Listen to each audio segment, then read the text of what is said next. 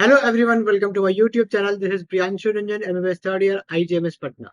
तो जैसा कि आप सभी को पता है, आप सभी को जो अलॉटमेंट है वो 27 तारीख को आ गया था कि किस स्टूडेंट को कौन सा कॉलेज मिला है और कौन सी कैटेगरी के बेसिस पे मिला है। और आज 28 तारीख को आप सभी का अलॉटमेंट लेटर आ जाएगा और 29 तारीख से आप सभी का जो रिपोर्टिंग है वो स्टार्ट हो जाएगा। तो आपको रिपोर्टिंग के टाइम किन किन डॉक्यूमेंट्स को अपने साथ में लेकर के जाना है, ये वीडियो उसके रिगार्डिंग रहेगा। तो जिन जिन डॉक्यूमेंट्स का मैं आपको नाम बताऊंगा, वो सारे डॉक्यूमेंट्स का आपको फोटो कॉपी भी लेकर के जाना है, 2 सेट फोटो कॉपी। और एक ओरिजिनल जो सेट है आपको उसका लेकर के जाना ही है। ठीक है, तो एक साथ पहले डॉक्यूमेंट्स को डिस्कस कर लेते हैं, फिर रिपोर्टिंग के रिगार्डिंग और कुछ जो एडिशनल इन्फॉर्मेशन है मैं आपको वीडियो के एंड में शेयर कर दूंगा। तो सबसे पहले हम लोग डॉक्यूमेंट्स को डिस्कस कर लेते हैं। तो जैसा कि आप सभी अपने स्क्रीन पर देख सकते हैं, डॉक्यूमेंट्स रिक्वायर्ड हो गया। सबसे पहले हम लोग क्लास 10 के बारे में बात कर लेंगे। ठीक है, तो 10th क्लास से आपको आपका एडमिट कार्ड लेकर के जाना है, फिर आपको मार्कशीट और पासिंग सर्टिफिकेट। बहुत जगह क्या होता है, मार्कशीट और पासिंग सर्टिफिकेट अलग अलग होता है, तो आपको दोनों लेकर के जाना है। और बहुत जगह सेम ही रहता है, आपका एक ही जगह मिलेगा आपको मार्कशीट और पासिंग सर्टिफिकेट भी। ठीक है, तो आप अगर आपके पास अलग अलग है तो आपको अलग अलग लेके जाना है, और आपका अगर एक ही में दोनों है तो आपको एक ही लेकर के जाना है। एडमिट कार्ड का अगर बात कर ले, आपको 12th क्लास का फिर से आपको वही सेम चीज लगेगा। उसके बाद आप सभी को यहाँ पर 12th क्लास का आपको टीसी हो गया, कॉलेज लिविंग सर्टिफिकेट हो गया और एक कैरेक्टर सर्टिफिकेट हो गया, माइग्रेशन सर्टिफिकेट हो गया। तो ये आपका पूरा का पूरा क्लास 12th का हो गया। इसमें अगर मैं आपको बात करूं पॉइंट नंबर 5 और पॉइंट नंबर 6, अगर आप 12th के बाद कहीं पर एडमिशन ले लिए थे तो आपको अब 12th का नहीं सबमिट करना है। आपने जहां पर एडमिशन लिया था वहां से आपको transfer certificate, college leaving certificate और वहां का कैरेक्टर सर्टिफिकेट और वहां का माइग्रेशन सर्टिफिकेट लगता है। मतलब आपका जो ये जो पॉइंट नंबर 5 और 6 में है, जहां पर आपने लास्ट अटेंड किया है वहां का आपको ये सारा इन्फॉर्मेशन देना होता है। और अगर आपने 12th के बाद सिर्फ ड्रॉप लिया था, कोचिंग नहीं, कोचिंग ही ज्वाइन किया था, कोई भी कॉलेज या कोई भी डिग्री प्रोग्राम में आपने इनरोल नहीं किया था, तो आपको जो है वो गैप सर्टिफिकेट बनवाना पड़ेगा कि आपने इस बीच में क्या, आपने जो इस बीच में आपने क्या किया। गैप सर्टिफिकेट आप सभी को कोर्ट से बनवाना होगा। फिर इसके बाद बात कर ले, आपने सबसे पहले 10th का एग्जाम दिया, फिर 12th दिया, फिर उसके बाद आपने नीट का एग्जाम दिया। तो नीट का जैसे आपने फॉर्म फिल किया होगा तो आपको एक कंफर्मेशन पेज देखने मिला होगा। हालांकि इसका जरूरत बहुत कम जगह पड़ता है, लेकिन अगर आपके पास है तो इसका भी आपको एक फोटो कॉपी आपको अपने साथ रखना है। नीट का एडमिट कार्ड हो गया, नीट का स्कोर कार्ड हो गया। ठीक है, जब आपका नीट का रिजल्ट आ गया फिर आपने क्या किया, यूजीएमएससी के पोर्टल पर रजिस्टर किया। जब आपने रजिस्टर किया तो यहाँ पर फॉर्म जो आपने फिल किया, वहां पर आपको पार्ट ए और पार्ट बी जो है आपको देखने मिला होगा। तो आपको उसको भी डाउनलोड करके उसका 2 सेट आपको लेकर के जाना है। ठीक है, फिर उसके बाद यूजीएमएससी का स्कोर कार्ड आया या फिर रैंक कार्ड आया। ठीक है, उसको भी आपको डाउनलोड कर लेना है। फिर उसके बाद आप सभी को जो अलॉटमेंट लेटर आया होगा आपका, उसको भी आपको डाउनलोड करके लेके जाना है। फिर आपको चेक स्लिप और बायोमेट्रिक जो है आपको ये भी लेकर के जाना है। ठीक है, फिर उसके बाद आपको बाकी सारे अब सर्टिफिकेट्स हो गए। यहाँ तक आपका जो था आपको यूजीएमएससी के पोर्टल पे आपको देखने मिल जाएगा। पॉइंट नंबर 15 और 16 का बात कर लें, जिसमें आपको जितना भी आपका सर्टिफिकेट हो गया, जैसे रेसिडेंट सर्टिफिकेट, कास्ट हो गया, कैटेगरी हो गया, आपका खुद का आईडी प्रूफ में आप अगर आप चाहें तो आधार कार्ड दे सकते हैं। फिर पेरेंट्स का एक आईडी प्रूफ लगता है। ठीक है, फिर आपको पेरेंट्स का भी मेरे ख्याल से आपको 2 फोटो रखना है। अपना तो आपको फोटो रखना ही है, लेकिन पेरेंट्स का भी आपको 2 फोटो रखना है।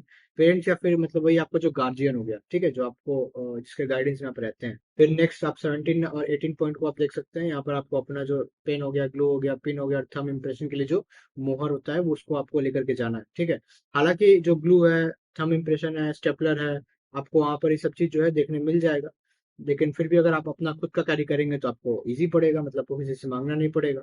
ठीक है, फिर आपको अपना 20 फोटोग्राफ रख लीजिएगा। फोटो तो सबके पास पड़ा ही रहता है, बहुत सारा होता है।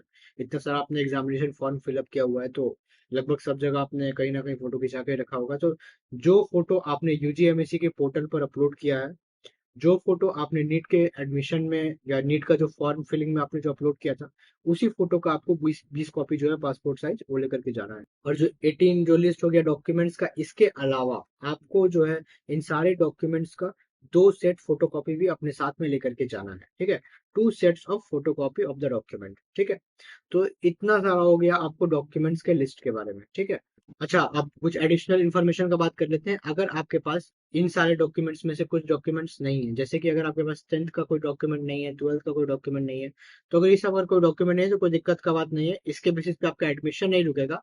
हाँ, वहां पर आपको एक एप्लीकेशन सबमिट करना पड़ेगा कि मैं इतना टाइम के बाद या 1 महीना के बाद या 2 महीना के बाद आपको मैं ये डॉक्यूमेंट ला करके दे दूंगा।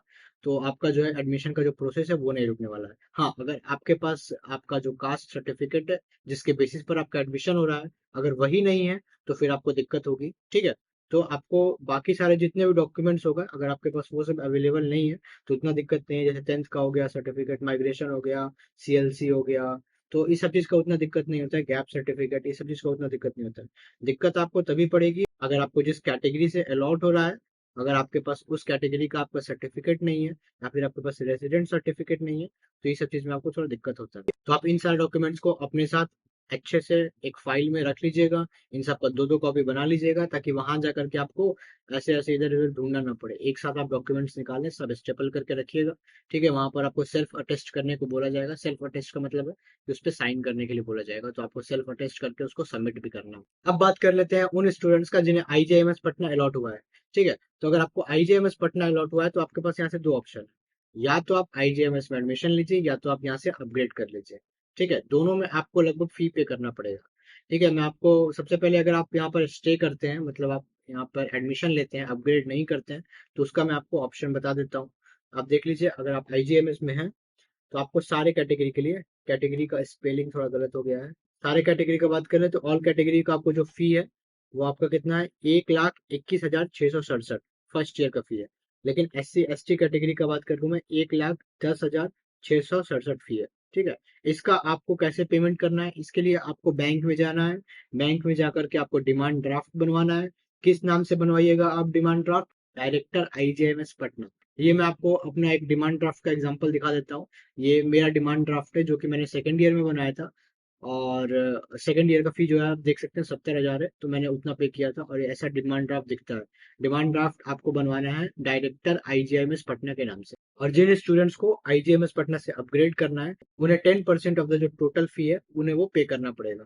ठीक है, ट्यूशन नहीं, टोटल फी जो है उन्हें वो पे करना पड़ेगा। जैसे कि अगर आपको आप जनरल कैटेगरी से हैं, ओबीसी से हैं, तो आपको जो है ये जो अमाउंट हो गया, इसका आपको जो 10% है उसका आपको डिमांड ड्राफ्ट बनवाना पड़ेगा और उसके बाद आपको पे करना पड़ेगा।